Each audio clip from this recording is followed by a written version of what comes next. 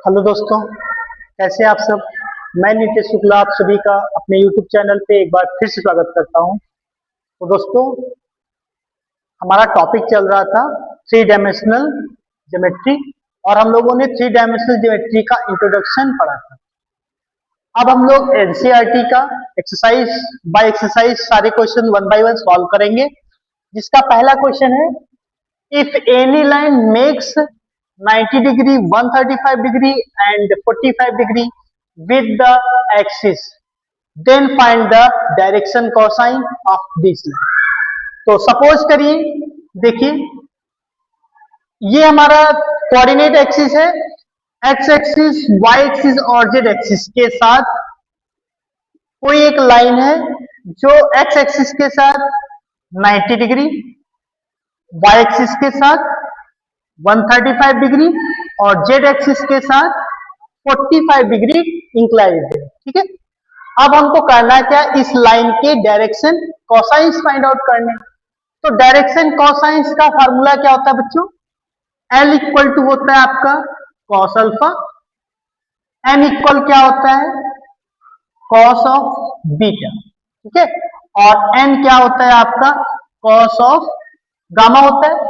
तो आपके पास यहाँ गिवन है कि जो m है मतलब x एक्सिस के साथ जो इंक्लाइंडेड एंगल है वो कितना है 90 डिग्री है, मतलब cos 90, मतलब L की वैल्यू cos में 90 की वैल्यू बच्चों 10 होती है।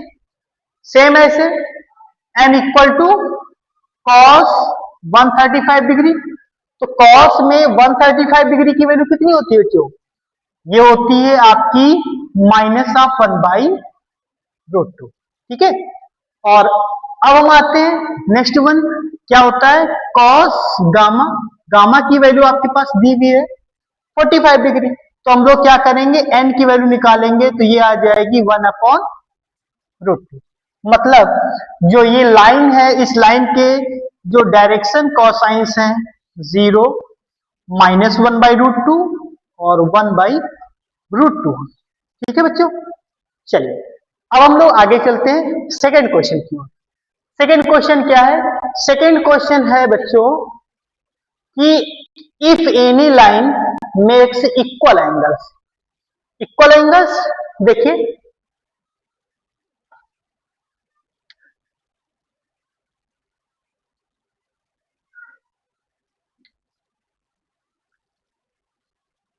चलिए सेकंड क्वेश्चन है कि if any line, suppose OP एक लाइन है जो एक्स एक्सिस के साथ, वाई एक्सिस के साथ और जेड एक्सिस के साथ तीनों के साथ ही इक्वल एंगल बना रही है।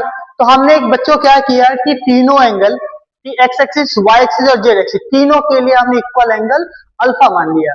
और हमको पता है कि L square plus M square plus N square का जो सम होता है बच्चों वो क्या होता है 1 होता है।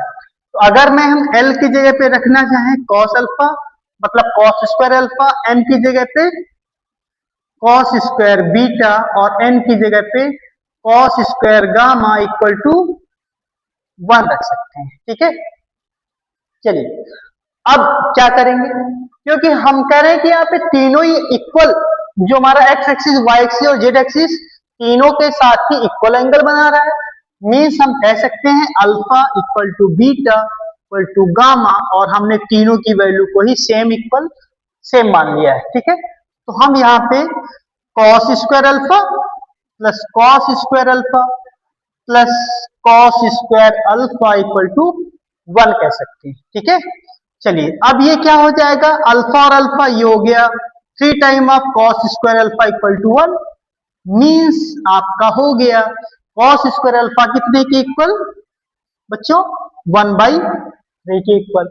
इसका मतलब मैं ये भी लिख सकता हूं कॉस अल्फा जो है वो 1/√3 होगा बच्चों, और इसका मतलब क्या हुआ कि जो अल्फा है वो क्या होगा कॉस इनवर्स 1/√3 होगा, है कि नहीं बच्चों। तो मतलब चाहे हम एक्स एक्सिस के साथ निकालें, चाहे वाई एक्सिस के साथ निकालें, चाहे जेड एक्सिस के साथ, तीनों के साथ ही जो इंक्लाइंडेड एंगल होगा वो ये होगा।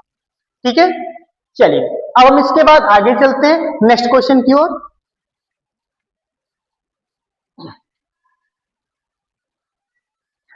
नेक्स्ट क्वेश्चन क्या है बच्चों?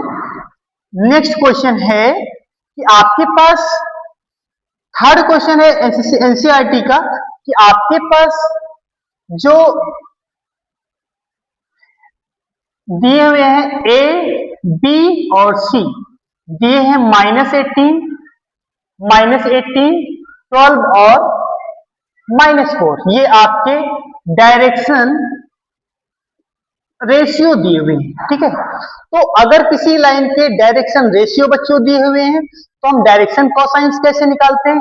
हमको देखिए, हमको याद है फार्मूला। फार्मूला क्या होता है बच्चों? फार्मूला हमारा होता है कि एल क्या होता है? ए अपॉन में under root of A square plus B square plus C square, वो भी प्लस माइनस के साथ होता है बच्चों। और एम क्या होता है? प्लस माइनस बी अपॉन में under root of A square plus B square plus C square होता है। और ऐसे ही एन क्या होता है बच्चों? Plus minus C upon under root A square plus B square plus C square होता है, ठीक है बच्चों। तो हमें करना क्या है? बस ए, बी और सी की वैल्यू हमको उठा के रख देना है। देखो ए की वैल्यू कितनी है? -18, तो क्योंकि प्लस और माइनस दोनों है तो यहाँ पे हम लोग सिंप्लीफाई कर देंगे 18 का स्क्वायर, या फिर आप कह सकते हैं -18 का स्क्वायर प्लस ऑफ 12 का स्क्वायर और -4 का स्क्वायर, ठीक है। ये क्या आएगा? 12 plus minus 12 upon root of कितना? 18, सेम वैल्यू -18 का स्क्वायर, 12 का स्क्वायर और -4 का स्क्वायर, ठीक है बच्चों। चलिए अब इसके बाद सेम ऐसे यहां पे हम c की वैल्यू रख देंगे, तो प्लस माइनस कितना है? 4 अपॉन में अंडर रूट 18 का स्क्वायर, 12 का स्क्वायर और प्लस ऑफ -4 का स्क्वायर, ठीक है बच्चों। देखो 18 का स्क्वायर कितना होता है? 18 का स्क्वायर आपका होता है 324, 324, और ये होता है 144 और 4 का स्क्वायर हो गया 16, कितना हो गया?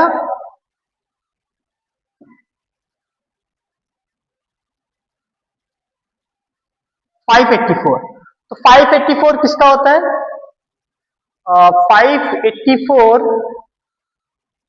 शायद 26 का होता है, तो